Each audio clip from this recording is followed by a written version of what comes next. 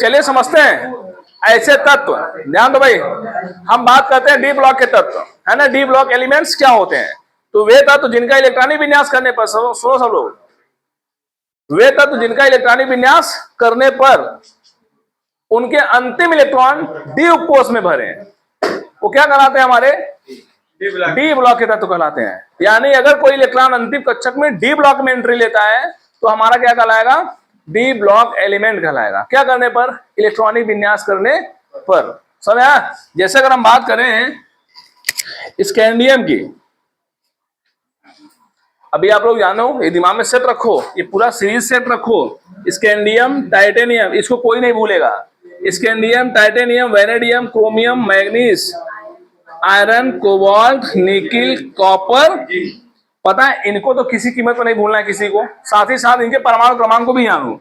इसका परमाणु क्रमांक 21 होता है, इसका 22, इसका 23, इसका 24, इसका 25, 26, 27, 28, 29 और इनके तत्वों को आपको किसी भी परिस्थिति में नहीं भूलना है। साथ ही साथ इनके परमाणु क्रमांक को भी जानना है। ठीक। अब अगर यहाँ पे हम किसी का मान लो कि इलेक्ट्रॉनिक कॉन्फ़िगरेशन करते हैं, इलेक्ट्रॉनिक विन्यास करते हैं, चलो करते हैं स्कैंडियम का। मान लो कि हमारे पास स्कैंडियम का है इलेक्ट्रॉनिक विन्यास। कैसे करोगे इलेक्ट्रॉनिक विन्यास? चलो ध्यान से देखो, पिछली कक्षाओं में आप लोग इलेक्ट्रॉनिक विन्यास करना सीखे होंगे। इलेक्ट्रॉनिक विन्यास 11th में बाकायदे उसका पूरा सेक्शन है, चैप्टर है इलेक्ट्रॉनिक विन्यास का। ठीक, वहां पे आप सीख के लगाएं। खैर जिसको नहीं आ रहा है वो यहाँ पर भी सीखने की कोशिश करेगा। ठीक, तो चलो समझते हैं। 1s2, 2s2, 2p6, 3s2, 3p6, cat हो गया। गिनो, देखो जो 21 है यहाँ पे, ये 21 गिनती किसकी करना है? ये नंबर ऑफ इलेक्ट्रॉनों की। समझा? 2 2 4 6 10 2 12 6 18 हो चुका है। अब करना क्या है आप लोग, ये ध्यान दो। सुनो सब लोग, अब करना क्या है? अब आपको यूज करना है 3D और 4s। कलाकारी इसमें करनी है, कलाकारी इसमें करनी है। ये सबके साथ सेम रहेगा, ये सबके साथ सेम रहने वाला है। चेंजिंग किसमें होगा? यहां पे चेंजिंग होने वाला है। ठीक है ना? अब आप बताओ, 2 2 4 6 10 2 12 6 18 हो गया। कितने की जरूरत है अभी? क्योंकि यहाँ कितने इलेक्ट्रॉन है total? Atomic number is equal to number of electron. जो हमारे इलेक्ट्रॉनों की संख्या होती है वही हमारा परमाणु क्रमांक होता है। और परमाणु क्रमांक जो होता है, अगर हमारी इलेक्ट्रॉनों संख्या होती है तो अगर इसका इलेक्ट्रॉनिक विन्यास करोगे तो ये सब नंबर ऑफ इलेक्ट्रॉन्स होते हैं। ठीक, 2 2 4 6 10 2। अच्छे समझो तो सिस्टमैटिक एकदम इलेक्ट्रॉनिक विन्यास भी करना सीख लो। मान लो कि इलेक्ट्रॉनिक विन्यास करने के लिए आ गया अगर किसी तत्व का, तो आप कर पाओ। ठीक, कैसे करोगे? 2 2 4 6 10 2 12 6 18। अब क्या करोगे? ध्यान दो, पहले एस वाले में कितना भरना है? 2। अब फिर डी वाले में बचा हुआ मटेरियल भर दोगे, बचा हुआ मटेरियल डी वाले में भर दोगे। क्या बोला मैंने? पहले एस वाले को फिलअप करोगे, फिर बचा हुआ मटेरियल कहां भरोगे? डी वाले उपकोष में भरोगे। समझ आया? अब ध्यान दो, यहां पर यस ब्लॉक में ध्यान दो, यस कक्षक में 2 इलेक्ट्रॉन होते हैं। प्रियांशु कलाकारी कम करो, इधर ध्यान दो। आज तुमको कितनी बार समझाएं। ये पी कक्षक है, इसमें 6 इलेक्ट्रॉन होते हैं। कितने इलेक्ट्रॉन होते हैं? 6 इलेक्ट्रॉन होते हैं। समझते चलो, यस हो गया, पी हो गया, डी हो गया। ठीक है ना? ध्यान दो, डी में कितने होते हैं? 10 इलेक्ट्रॉन होते हैं। कितने इलेक्ट्रॉन होते हैं? ये सब आपको बताया गया। और एफ ऐसे होता है, एफ में पूरे हमारे 14 इलेक्ट्रॉन होते हैं। कितने इलेक्ट्रॉन होते हैं? 14 इलेक्ट्रॉन होते हैं। समझ आया? ये यस है, ये पी है, ये डी है, और ये यस के पास 2 इलेक्ट्रॉन होते हैं, पी के पास 6 होते हैं, डी के पास 10 होते हैं, और एफ के पास, ये आपको दिमाग में सेटिंग बना के काम करना है। यस को हम 2 से ज्यादा नहीं दे सकते। यस को हम 2 से ज्यादा, क्योंकि उसके ऑर्बिटल में कितने इलेक्ट्रॉन भरे जा सकते हैं? 2 इलेक्ट्रॉन। हम उसके बाद वो इलेक्ट्रॉन लेने वाला नहीं है। पी ऑर्बिटल 6 इलेक्ट्रॉन से ज्यादा ग्रहण नहीं कर सकता। समझ? पी कक्षक जो होगा हमारा, वो 6 इलेक्ट्रॉनों से ज्यादा नहीं ले सकता। इसलिए हमें अधिकतम उसको कितने इलेक्ट्रॉन देने हैं? 6 इलेक्ट्रॉन देने हैं। डी कक्षक हमारा जो होगा वो कितना लेगा? 10 इलेक्ट्रॉन को ग्रहण कर सकता है अधिकतम, उससे ज्यादा इलेक्ट्रॉनों को ग्रहण, ये सब मैक्सिमम नंबर ऑफ इलेक्ट्रॉन्स हैं। मैक्सिमम, कम भर सकते हैं, ज्यादा नहीं संभव है। ये आपके पास कितना होगा? 14। कितना होगा? 14 होगा। अब आओ हम लोग थोड़ा सा यहाँ पे देखते हैं। मैंने कहा यस को कितना दे सकता हूं? 2। आप जितने यस को देखोगे 2। पी वाले को कितना मिला है? 6। पी वाले को कितना मिला है? 6। इससे ज्यादा नहीं, पी के साथ 7 रख दो। समझ आ गया? कब हो? ठीक है, कहाँ मोबाइल चोरी हो जाए, पर्स चोरी हो जाए, पैसा चोरी हो जाए। हाँ, तू यहाँ आई है मेला में, कब आ रही कितना। हाँ, तुम लोग होश में रहो यार, इतना बढ़िया मटेरियल बता रहा हूँ, ठीक है ना। तो समझा करो। देखो पहला पॉइंट अब याद करो इसको, पहले फर्स्ट सिस्टमैटिक याद करने की कोशिश करो। यहाँ पे देखो पहला कक्षक है जिसके पहले एक लगा हुआ है, इन दोनों के पहले कितना लगा है, दो लगा है, दिख रहा है। और इन तीनों के पहले कितना लगा है, तीन लगा है। समझ आ रहा है, ठीक। अब आगे कौन है, चार है, उसको भी अलग से रखे रहो। 4s2 उसको अलग से रखे रहो, पहले तीन को कंफर्मेट करो। ऐसे याद करो इसको, सब या इसको ऐसे याद रखो। हाँ, देखो पहले वो नियम जो छोड़ो, छोड़ जाने दो, वो बताऊंगा बाद में। पहले दूसरा नियम छोड़ो, बहुत सारा ट्रिक कंसेप्ट है केमिस्ट्री के मामले में। जानो इतना मसाला रखो ना कि पूछो नहीं, जहां जरूरत पड़ेगी याद करने की खड़ा कर लो, बहुत मसाला है। हाँ, बहुत मसाला है। अभी आप लोग देखोगे जहां जहां जरूरत याद करने की आएगी, मैं वहां तलवार बन के खड़ा रहूंगा, उसे काट दूंगा। चलो देखो इधर, पहले पॉइंट में क्या रखना है, देखो ऐसे याद करो। यस पहले क्या आता है, एस, फिर क्या बोलोगे, एस पी, क्या बोलोगे, फिर बोलोगे एस पी। एक एक बढ़ाते जाओ। हमारे पास कितने ब्लॉक होते हैं भाई, एस पी डी एफ, चार ही तो होते हैं, चार ब्लॉक होते हैं। चार में पहले पकड़ो कौन, फिर किसको पकड़ो, फिर कौन पकड़ो। समझ आ गया, इतना इतना करने में कोई दिक्कत नहीं किसी को, कर लोगे ना भाई। अब देखो जब पहला नंबर लिखे हो उसके बाद पहला लगाओ। जब दोबारा डायलॉग मारे थे दो लोगों का नाम लिए थे, एक यस का और एक, उनके पहले दो ही रखना है। जब तिबारा डायलॉग मारा हूं तो तीन रखा हूं, एस पी, इसके भी पहले तीन रखो, इसके भी पहले तीन रखो, इसके भी पहले तीन रखो, कोई दिक्कत नहीं। इतना छाप गया। अभी मैं केवल बात कर रहा हूं डी ब्लॉक का, अभी एफ ब्लॉक का आएगा तो उसकी भी चर्चा हम लोग करेंगे, ठीक है, कैसे इलेक्ट्रॉनिक कन्फिगरेशन करने हैं आपको। अब ध्यान दो, ये हो गया हमारा। अब हमको पता है कि यस के पास 2 इलेक्ट्रॉन होता है, पी के पास 6 होता है, डी के पास 10 होता है, एफ के पास 14 होता है। दिमाग में सेट रखो, 2 6 10 14, 2 6 10, पूरा जोड़ो कितना आएगा, 6 2 8 8 10 18 18 14 कितना। इसका मतलब है कि किसी भी आवर्त में 32 तत्व से ज्यादा नहीं रखा जा सकता, किसी भी आवर्त में 32 तत्व से ज्यादा और 2 से कम नहीं रखा जा सकता। इसीलिए जो पीरियोडिक टेबल का पहला ग्रुप है, पहला समूह है, उसमें एक तरफ देखोगे हाइड्रोजन रखा गया है इस तरफ एकदम ऊपर, और इस तरफ देखोगे हीलियम रखा गया है। समझ आया नहीं, तो ये बात को समझो। मतलब यस में 2 हो सकते हैं, यस में कितने हो सकते हैं, 2 हो सकते हैं, पी में 6 हो सकते हैं, डी में 10 हो सकते हैं, एफ में 14 हो सकते हैं, ठीक। अब इतना बताओ, इतना करने में कोई दिक्कत नहीं है।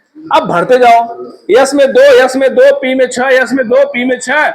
अब डी में 10 खट से लिख मत देना, क्योंकि हम डी ब्लॉक का ही कॉन्फ़िगरेशन कर रहे हैं। हमारे पास यहां जितना होगा डी उतना लिखना पड़ेगा। पहले एस को भर लिया करो, क्योंकि एस कितना खाएगा। अब मैं बात कर रहा हूं यस क्यों पहले भर रहे हो सर जी, पहले इसको क्यों नहीं देता। अगर इसको मैं 3 दे देता तो क्या दिक्कत थी, अभी तो इसको 10 की जरूरत थी। अगर मैं 3 दे देता तो क्या दिक्कत थी, अभी इसको हटा दो। ये भी हम लोग चर्चा कर रहे हैं, अभी इसकी भी चर्चा करते हैं, लेकिन पहले समझो। इतना समझा, फिर 3D के साथ 1 2 3 4 5 लिखना है, और ये हमेशा 4s2 लिखना है। बोलो कोई दिक्कत है, ये हमेशा 4s2 लिखना है। कितने वालों के लिए, स्कैंडियम से लेकर के जिंक तक की बात चल रही है, पूरा 10 तत्वों का। और 10 तत्वों का वेरी वेरी इंपॉर्टेंट, अगर आपको करने के लिए आएगा तो इसी का आएगा, ठीक, इन 10 में से आएगा। इसलिए ध्यान से समझे रहो। इतना कर लोगे यहां तक, फिर 3D और 4s में कहानी को समझो, ट्विस्ट को समझो। पहली चीज, अगर हम बात करें 3D1 की और 4s2 की, हम यहाँ पे 3D1 पहले भर रहे, हम चाहते तो हम इसका भी 2 इलेक्ट्रॉन इसमें भर सकते थे, क्योंकि ये खा जाएगा। इसको भी 10 की जरूरत है, पूरी 9 की जरूरत है कि नहीं। अब बताओ, और हम इसको ना दे करके हम इसको पहले 2 दे दिए हैं। जानते हो क्यों? हम इसलिए दे दिए हैं क्योंकि केमिस्ट्री क्या चाहती है, अस्थायित्व को चाहती है। क्या चाहती है केमिस्ट्री, क्या चाहती है, अस्थायित्व को चाहती है। नहीं समझ रहे हो, स्टेबिलिटी को चाहती है। पता है केमिस्ट्री में जितने बवाल होते हैं, जितनी भी चीजें होती हैं, सब केवल एक काम के लिए। किसके लिए भाई? अस्थायी होने के लिए। कार्बन ऑक्सीजन से रिएक्शन करके कार्बन डाइऑक्साइड बना दिया। क्यों? क्योंकि कार्बन अस्थायी था, ऑक्सीजन अस्थायी था, और जब दोनों मिल गए अस्थायी हो गए।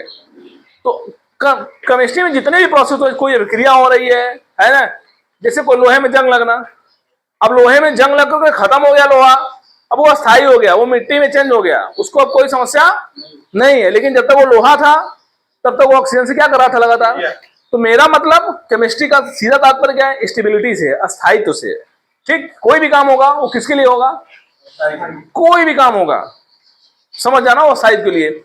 यहां पे क्या हुआ भाई, हमारी कोशिश क्या रहेगी कि हमारे ज्यादा से ज्यादा इलेक्ट्रॉन क्या हो? स्टेबल हो। ठीक, ज्यादा से ज्यादा इलेक्ट्रॉन क्या हो? हाँ, ज्यादा, जितना ज्यादा अस्थायी होंगे हमारी केमिस्ट्री उतनी ही अच्छी रहेगी। तो मेरा मतलब क्या है, हमारे पास लास्ट में कितने इलेक्ट्रॉन बच रहे थे? 3 इलेक्ट्रॉन। कितने बच रहे थे? हमने क्या किया, जब यश को 2 दे दिया, यश को 2 चाहिए ही, तो यश तो अचानक खुश हो गया, भाई मेरे को 2 रुपए चाहिए, इसको 6 रुपए चाहिए, इसको 10 चाहिए, इसको 14 चाहिए। ठीक, जब मैंने इसको 2 रुपए दे दिया, ये तो एकदम खुश हो गया। रीजन क्या था? क्योंकि उसको 2 की चाहिए, जरूरत ही थी। ये अस्थायी हो गया ना, तो हमारा कम से कम 2 इलेक्ट्रॉन तो अस्थायी हुआ। अगर मान लो हम इसको 3 दिए होते तो 3 का तीनों क्या होता? अस्थायी होता, अनस्टेबल होते। अब मैंने क्या किया, उसमें से 2 इसको देकर के क्या कर दिया? अस्थायी बना दिया। जो बचा हमने उसको यहां रख दिया। समझ में आया?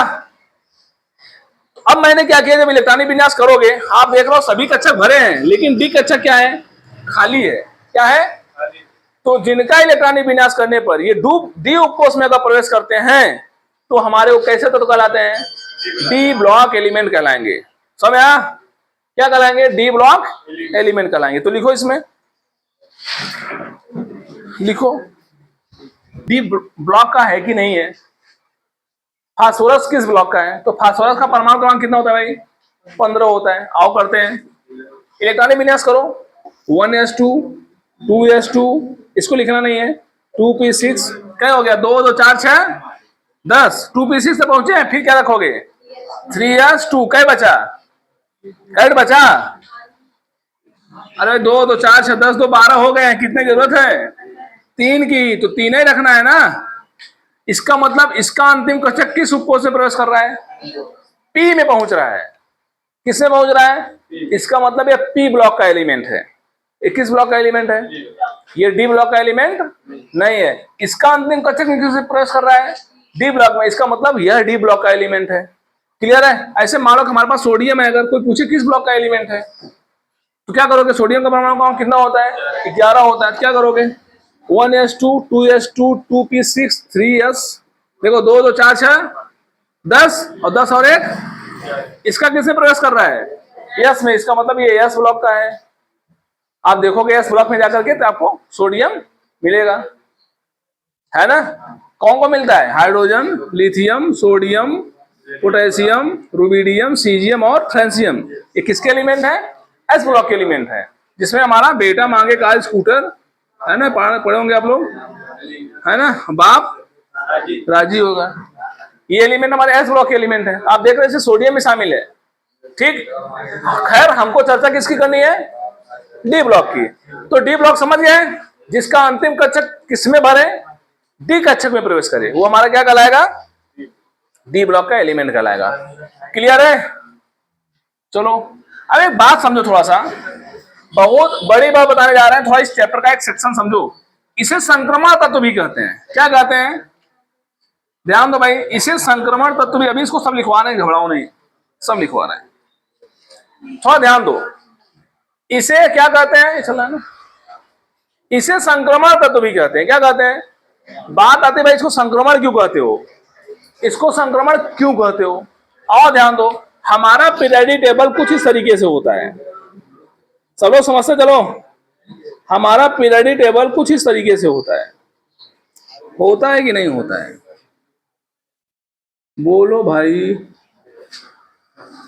हमारा पीरियोडिक टेबल कुछ इस तरीके का होता है। तो पता है, यहां पे समझो, यहां से लेकर के ये, यहां से लेकर के यहां तक का पूरा ये जो सेक्शन है ना, वो कौन सा ब्लॉक है भाई? यहां से यहां तक है, जो डार्क में बना रहा हूं, ये पूरा कौन सा ब्लॉक है? डी ब्लॉक एलिमेंट है। कौन सा है? D block. ध्यान दो अच्छे से, ये कौन सा ब्लॉक है? एस ब्लॉक है। ये कौन सा ब्लॉक है? P block. नीचे कौन सा होता है? एफ ब्लॉक होता है। ठीक है ना? पीरियोडिक टेबल का एक कॉन्फ़िगरेशन है, समझो ध्यान से। ये जो डी ब्लॉक एलिमेंट है, इस पूरे एलिमेंट को संक्रमण तत्व कहते हैं। अब बात आती है कि संक्रमण तत्व, परीक्षा पूछा संक्रमण तत्व किसे कहते हैं, क्यों कहते हैं। ठीक, तो डी ब्लॉक के एलिमेंट संक्रमण तत्व कहलाते हैं, लेकिन ध्यान दो, सभी डी ब्लॉक के एलिमेंट संक्रमण तत्व नहीं कहलाते हैं। ये भी लिख रहा है कि डी ब्लॉक के तत्व संक्रमण तत्व कहलाते हैं, लेकिन कुछ तत्व ऐसे भी हैं जो संक्रमण नहीं होते हैं। तो बात आती है कौन संक्रमण होंगे और कौन संक्रमण नहीं होंगे। तो समझो, पहली चीज को संक्रमण क्यों कहते हैं, ट्रांजिशन क्यों कहते हैं। संक्रमण माने बीमारी मत समझना, संक्रमण माने ट्रांजिशन एलिमेंट। कौन सा एलिमेंट? Transition element. ये ट्रांजिशन क्यों? क्योंकि ध्यान दो, उधर सुनना, क्योंकि डी ब्लॉक के बाएं तरफ एस ब्लॉक है और डी ब्लॉक के दाएं तरफ पी ब्लॉक है। ये दो ब्लॉकों के बीच में रहता है, इसीलिए इसको कौन सा तत्व बोलते हैं भाई? संक्रमण तत्व कहते हैं, ट्रांजिशन कहते हैं। क्योंकि यह एस ब्लॉक और पी ब्लॉक के साथ क्या हुआ है? घिरा हुआ है। क्या हुआ है? घिरा हुआ है। समझ गए? ट्रांजिशन क्यों कहते हैं ये सब, इसीलिए कहा पॉइंट टू पॉइंट समझ से जाओ। कौन सा पॉइंट आ जाए परीक्षा में कोई जरूरी नहीं है। संक्रमण किसे कहते हैं समझ गए? क्योंकि ये लोग किसके बीच में है? एस और पी के बीच में। अब बात आती है कि एस और पी के बीच में पूरा हमारा डी ब्लॉक है। इस डी ब्लॉक में क्या संक्रमण की अगर हम लोग बात करें तो पूरे के पूरे तत्व तो संक्रमण नहीं है, थोड़ा सा यहां से सस्पेंस भी पैदा होता है। तब यहां पे एक नया कंडीशन रखा गया, क्या? सब लोग ध्यान से देखो, वे तत्व बहु तो भाई इतना मतलब अब क्या बताइए, मतलब हम बोल दे इतना खराब क्या बोल देते? हाँ क्या कहो, हाँ वो तो हो ही मान ले। हम संक्रमण की बात कर रहे हैं, संक्रमण किसे कहेंगे? हाँ हाँ आए। अबे वो मटेरियल बताओ जैसे तो हो ही ना कुल यस पी बी में बताइए ना क्या आवाज है? डी ब्लॉक आवाज है, बहुत जानकारी रखे मस्त तुम। डी ब्लॉक, डी ब्लॉक को ही संक्रमण कहते हैं। क्या कहते हैं भाई? लेकिन ध्यान दो, सभी के सभी तत्व तो संक्रमण नहीं होते हैं। आपसे पूछेगा क्यों नहीं होते हैं, और कुछ लोग होते हैं। तो ध्यान देना, जिनके डी कक्षक, जिनके डी ऑर्बिटल अपूर्ण होते हैं, क्या होते हैं? अपूर्ण होते हैं, वो क्या कहलाएंगे? संक्रमण कहलाएंगे। और जिनके डी कक्षक पूर्ण हो जाएंगे वो संक्रमण नहीं कहलाएंगे। अर्थात पूर्ण और अपूर्ण से क्या समझते हो? पूर्ण का मतलब होगा कि डी में कितने इलेक्ट्रॉन हो जाएंगे? 10। तो इसका काम कंप्लीट हो जाएगा। अगर किसी के पास डी में 10 इलेक्ट्रॉन है, किसी भी परिस्थिति में, चाहे उसके आयंस हो, चाहे वो एलिमेंट हो, किसी भी परिस्थिति में अगर डी के पास 10 इलेक्ट्रॉन है तो वह पूर्ण माना जाएगा। क्या माना जाएगा? पूर्ण माना जाएगा। और वह डी ब्लॉक वो संक्रमण नहीं कहलाएगा। संक्रमण कौन होगा? संक्रमण कौन होगा? जिसके अंतिम कक्षक में 1 से लेकर के कितने इलेक्ट्रॉन होंगे? 9 इलेक्ट्रॉन होंगे। अब आओ चेक करते हैं किसके पास 9 इलेक्ट्रॉन होते हैं। ठीक, अब बताओ, अगर आपसे कोई पूछे बताओ इसमें से कौन कौन ट्रांजिशन नहीं है, कौन कौन से ट्रांजिशन नहीं है, तो बताओ कौन कौन। अरे बहू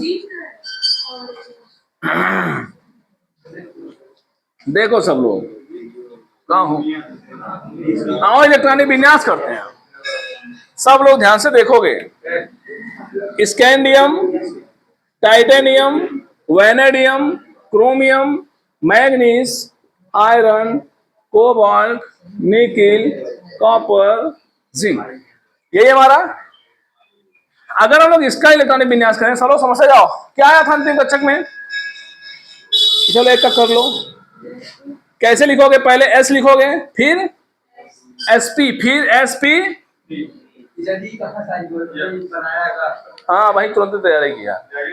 एसपीडी कैसे करोगे? ये पहला वाला है, ये दूसरा वाला है, ये तीसरा वाला है। सब आया? इसमें कितने इलेक्ट्रॉन भरोगे? 2। इसमें कितने? 2। इसमें कितने? 6। इसमें कितने? इसमें, इसका मामला रोको, इसको पकड़ो।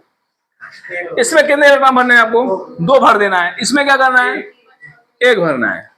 ठीक, 2 2 4 6 10 2 12 6 18 1 19 2 21। ठीक। हाँ, हमारा कैलकुलेशन मत देखो, देखो इधर ध्यान से।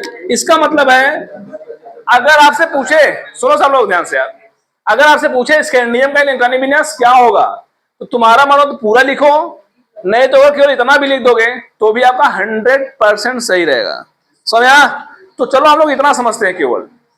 आओ समझो कैसे बोलोगे, ये सबको जुबान पर रहना चाहिए। इलेक्ट्रॉनिक विन्यास कहां से कहां तक, स्कैंडियम से लेकर के जिंक तक का। खट खट बताओ, खट खट बताओ, कैसे बताओगे? देखो इधर लास्ट में इसके कितने हैं, 3D1 4S। अब कुछ नहीं करना है, इसका 3D1 है, इसका 3D2 कर दो और 4S2 कर दो। कोई दिक्कत हुआ क्या?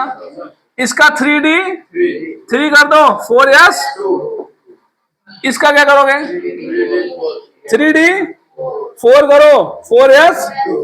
अब देखो थोड़ा सा यहां पे थोड़ा ध्यान दो, ये एक एक्सेप्शन है, क्रोमियम। क्रोमियम में काम नहीं करना है, क्रोमियम के साथ और कॉपर के साथ थोड़ी सी कहानी अलग रखनी है। आओ समझते हैं क्यों अलग रखनी है, क्यों अलग रखनी है। ध्यान दो, हमारे पास क्रोमियम है, अगर हम लोग बात करें डी कक्षक की, सब लोग समझो भाई, डी में कैसे होते हैं, 1 2 3 4 5, ठीक है ना। डी में 10 इलेक्ट्रॉन होते हैं, 5 कक्षक होते हैं, ठीक। ध्यान दो, अगर मैं इसको, अच्छा इसका यस वाला भी बना दूं, यस वाले के पास कितना होता है, एक बॉक्स होता है जिसमें कितने इलेक्ट्रॉन होते हैं, प्रत्येक बॉक्स में 2 इलेक्ट्रॉन होते हैं, ठीक। यहां 10 इलेक्ट्रॉन हो जाएंगे, यहां 2 इलेक्ट्रॉन होंगे। अब सुनो, आप बाउ के हुंड के नियम के अनुसार, हुंड का नियम सुने आप लोग, हुंड का नियम कहता है कि प्रत्येक कक्षक को पहले एक एक इलेक्ट्रॉन देना है। कितना कितना देना है, फिर बचे हुए इलेक्ट्रॉन की पेयरिंग की जाती है, बचे हुए इलेक्ट्रॉन का जोड़ा बनाया जाता है। चलो पेयरिंग करो, यहां डी के पास कई इलेक्ट्रॉन है, तो 1 2, पहले एक एक देना है, ये नहीं कि ऐसे रखते चलेगा।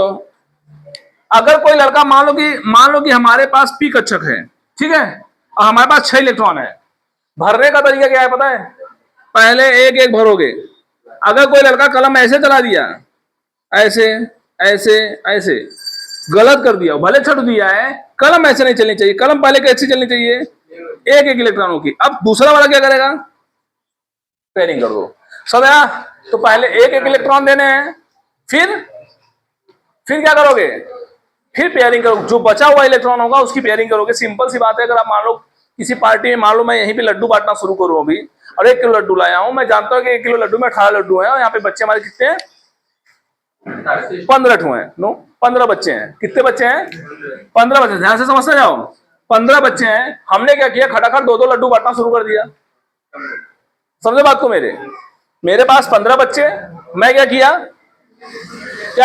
1 किलो लड्डू, 18 लड्डू है, 2 2 लड्डू बांटना शुरू कर दिया। कहानी क्या होगी, गड़बड़ हो जाएगी क्या, कि कुछ लोग तो 2 2 लड्डू पा जाएंगे और कुछ को मिलेगा नहीं, तो जिसको नहीं मिला होगा उसको बहुत तकलीफ होगी। देखा कोई उनको 2 2 दे, हमें कौन दे। इससे अच्छा है कि पहले क्या करोगे, एक एक लड्डू बांट दोगे। अब उसके बाद डिपेंड करता है कि जो लड्डू बचा है उसका क्या किया जाए। तो उसमें जो लड़के पढ़ने वढ़ने में तेज होंगे, जो थोड़ा अच्छे क्वालिटी के होंगे, उनको क्या किया जाएगा, 1 बाय 1 दे दिया जाएगा।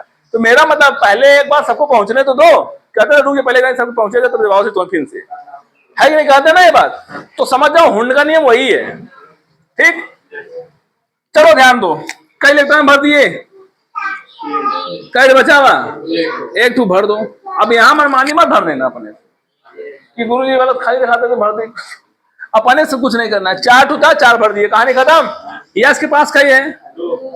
अब समझना थोड़ा बात को, यहाँ पे 4 इलेक्ट्रॉन है, यहाँ पे 2 इलेक्ट्रॉन है, ये अस्थाई है, ये 4 के चारों अस्थाई हैं। 4 के चारों क्या है, अगर मैं काम करूं, ध्यान दो, अगर मैं इसको 1 इलेक्ट्रॉन यहां का यहां दे दूं, इसका खाली कर दूं, तो यह 1 ठू अस्थाई हो जाएगा, ठीक, और यह 1 ठू यहां पहुंच जाएगा। अब क्या होगा, अब पता है जो हमारे पास 2 प्रकार के स्टेबिलिटी होती है, एक अर्ध सेल, एक अर्ध पूरित और एक पूर्ण रूप से भरा, माने एक आधा भरा हुआ और एक पूरा भरा हुआ। जो आधा भरा हुआ होता है, अगर कंप्लीट भरा हुआ है आधा, वो ज्यादा अस्थाई माना जाता है। समझ में आया क्या बोला, जैसे यहां पे नहीं था, 4 ठू था, ठीक है, अब इसके अंदर कुलकुलाहट रहेगी, क्या रहेगी कि अगर हमको एक कहीं से मिल जाता तो एक बार हमारा काम हो जाता, तो हम एक एक लड्डू सब लोग पा जाते ना पा जाते। लेकिन यहाँ पे इसकी क्या है, कमी है, ये बेचारा एक लड्डू नहीं पा रहा है। इसको क्या करेंगे हम, इसमें से एक लड्डू इसको दे देंगे। अब यहाँ पे जो 5 लोग थे, 5 के 5 क्या हो गए, खुश हो गए। तो थोड़ी सी स्टेबिलिटी इसमें ज्यादा आ गई, किसकी तुलना में, इसकी तुलना में। यहाँ पे 2 ही इलेक्ट्रॉन पा करके अस्थायी से, यहाँ पे 5-5 लोग लगभग हम क्या कर दिए हैं, अस्थायित्व को प्रदान किए हैं, क्योंकि ये अर्धपूरित इलेक्ट्रॉन है, ये पूरा का पूरा आधा भरा हुआ है। अगर कोई आधा भरा हो या पूरा भरा हो तो समझ जाना वो ज्यादा स्थायी होगा। ठीक, तो ये आधा भरा हुआ इसलिए ज्यादा स्थायी होगा। तो करोगे क्या, यहाँ पे लिखोगे 5 और यहाँ लिखोगे 1। बोलो कोई दिक्कत हुआ यहाँ पे, ये करने में कोई समस्या हुई? तो ध्यान दो, समझते चलो कि ये क्रोमियम का हो गया। फिर आते हैं मैग्नीज पे, किस पे आते हैं? अच्छा एक बात बताओ, मैग्नीज के पास 4s2 रखना ही है, तो यहां कितना होगा? 3d6 नहीं होगा। अगर नियमता हो गया 3d1 d2 d3 d4 d5, नहीं समझिए।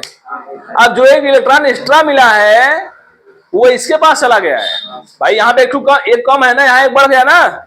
ठीक, अगर इसका परमाणु क्रमांक कितना है, 21 22 23 24 25, इसका 25 है, तो करोगे तो यहाँ 5 आएगा, समझ में आया? और यहाँ करोगे कितना आएगा, 3d6 आएगा, 4s, फिर करते जाओ पूरा, 3d7 4s2 3d8 4s2 3d। अब देखो यहाँ भी कहानी अलग है, यहाँ 9 नहीं लिखा जाएगा बल्कि क्या लिखा जाएगा, अब 4s1 करोगे और यहाँ क्या लिखोगे, 3d10 4s2। समझ में आया इलेक्ट्रॉनिक विन्यास? रुको उसको हटाते हैं। हाँ 10 वाला समझना है। 10 वाले में क्या करना है भाई बताओ? यहां पे मैंने 10 कर दिया, यहां मैंने क्या कर दिया, जबकि नियमता कितना होना चाहिए था, 3d9 4s। अब देखो फिर कहानी भाई, आप बताओ मेरे पास d कक्षक है 1 2 3 4 5, ठीक है, और यहाँ पे क्या है, s कक्षक है। सब बढ़िया समझो सब लोग। 3d9 है, कितना है, 3d9 है। अगर मैं 9 इलेक्ट्रॉन भरूं, 1 2 3 4 5 6 7 8। अब एक बात बताओ, पता है एक इलेक्ट्रॉन के चक्कर में ये पूरे के पूरे बेचारे अस्थायी हैं, है कि नहीं? माने एक इलेक्ट्रॉन के चक्कर में 9 लोग डिस्टर्ब हैं। समझे मेरी बात? क्या बोला? एक इलेक्ट्रॉन के, अच्छा इसके पास कितने इलेक्ट्रॉन है, 2 इलेक्ट्रॉन है। अगर मैं इसका एक इलेक्ट्रॉन इसको दे दूं तो 10 ठो अस्थायी हो जाएंगे, और यहाँ केवल कितने लोग अस्थायी थे, 2 लोग। इसमें कितने इलेक्ट्रॉन है, 2 इलेक्ट्रॉन है ना, तो 2 इलेक्ट्रॉन अस्थायी था। इसमें कितने इलेक्ट्रॉन अस्थायी हैं, 9 थे, 9 के 9 अस्थायी हैं। अगर इसको एक मैं दे दूं तो 10 इलेक्ट्रॉन एक साथ अस्थायी हो जाते हैं। तो ज्यादा बेटर कौन है, ज्यादा बेटर कौन है, इसका एक इलेक्ट्रॉन इसको दे दो, 10 ज्यादा सही करना, ठीक है। माने 10 लोग चिल्ला रहे हैं लड्डू के लिए, वो ज्यादा सही है कि एक चिल्लाते हैं वो ज्यादा सही हुआ?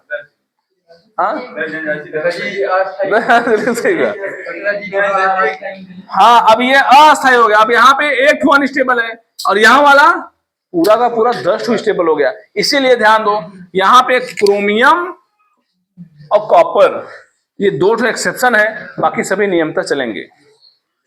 समझ गए? तो इसको छाप लो पूरा, पहले इस स्कैंडियम का इलेक्ट्रॉनिक विन्यास लिख लो अलग से, ठीक ठीक है, हाँ लिख लो, और फिर इसके बाद इसको लिख लो। हाँ यार एक एक ही लिख ला, इसका पूरा लिख लो, स्कैंडियम से लेकर के जिंक तक, आप तो पूरा हो गया ना।